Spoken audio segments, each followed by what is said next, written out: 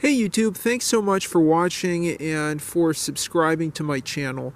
Today, after riding my Raleigh 20 now more than 100 miles, I thought I ought to give all of you an update about what I've done with it so far, how I feel, a bit of a longer overview about the bike and what I have in store, what upgrades I have planned for the bike.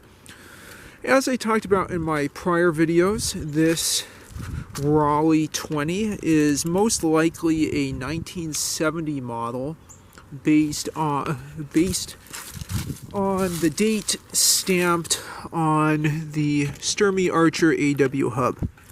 It's probably a little bit hard to see. I'll see if I can zoom in. You should see 70 and 3 there. There is a Sturmey Archer 3-speed hub from I do know dates. March 1970 on the rear wheel, which makes me think this is most likely a 1970 model.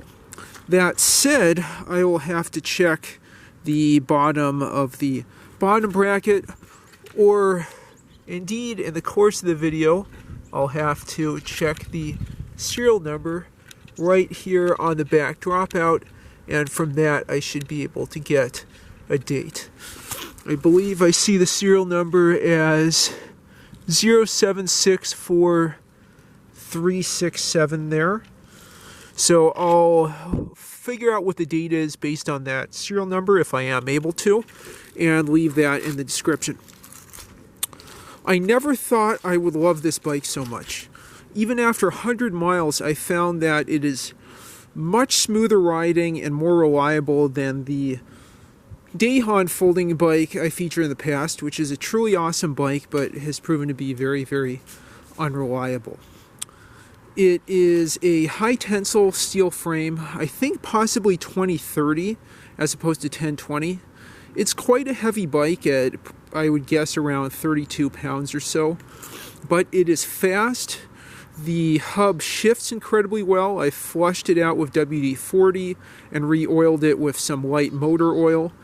It is really comfortable, it is smooth riding, and it's very, very easy to work on despite the non-standard parts. While I was at the bike hub, I replaced the original chrome steel seat post with this longer alloy seat post that I believe is 28.6 or maybe 28.4 millimeters. I'll leave the correct diameter in the description. That gives me enough leg travel so I don't have my knees overextended or underextended through the pedal stroke. The seat, I know people don't like the original Brooks saddle, but non-leather Brooks saddle. It is a sprung saddle. I'm just trying to show you that it is indeed a Brooks saddle here. Maybe I won't be able to do that. It is a mattress saddle and has 2 big springs, as you can tell, and these absorb bumps pretty well. The only thing is the way it's clamped on here is not as nice as those micro adjust seat posts, but with some 13 millimeter spanners, I've been able to get that secured pretty well. Typical Raleigh 20s would have short reach steel side pole brakes and ISO 451 wheels, but mine has BMX ISO 406 wheels. These are Sturmey Archer rims. Let me see if I can find the embossing to prove that to you. Might have to go on the front rim.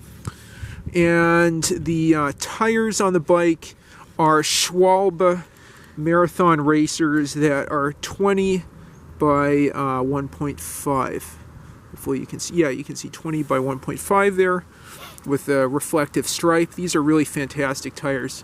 I have them pumped front and back up to 80 or 90 psi, and these are fantastic whether on roads, on trails, or on bumpier surfaces. I think this would be a great C&O Canal towpath bike. Let's see, the rear brakes are long reach BMX brakes that you can see were installed with a, I believe that's called a drop bolt, that little metal piece there, in a sort of a extension bolt. I think Sheldon Brown calls that a drop bolt. And these have Cool Stop BMX brakes, or excuse me, why did I say BMX? Cool Stop mountain bike pads, orange compound on the chrome steel rims.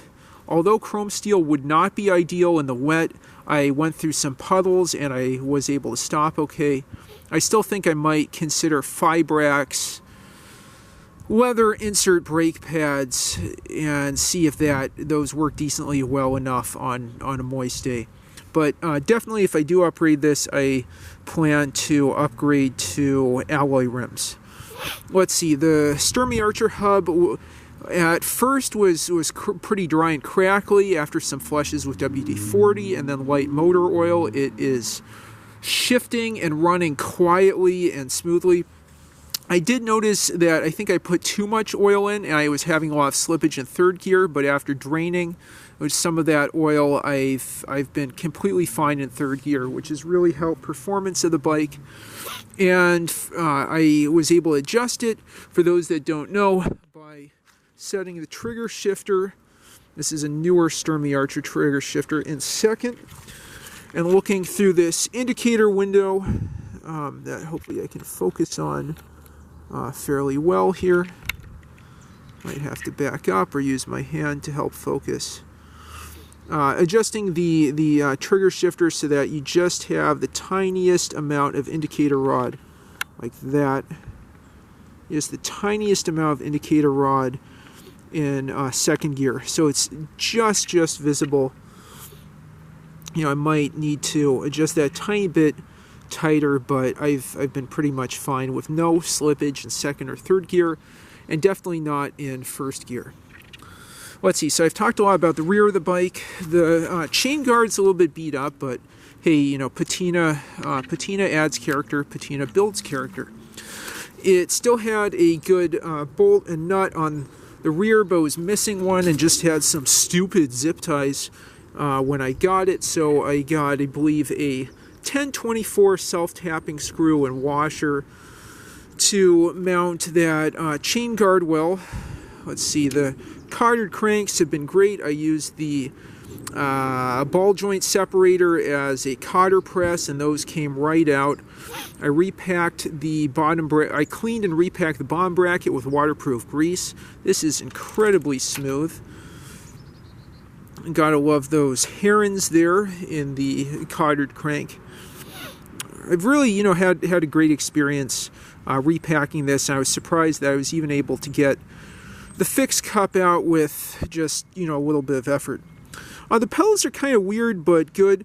For those with more experience, you know, let me know if it's normal to not be able to fully tighten these.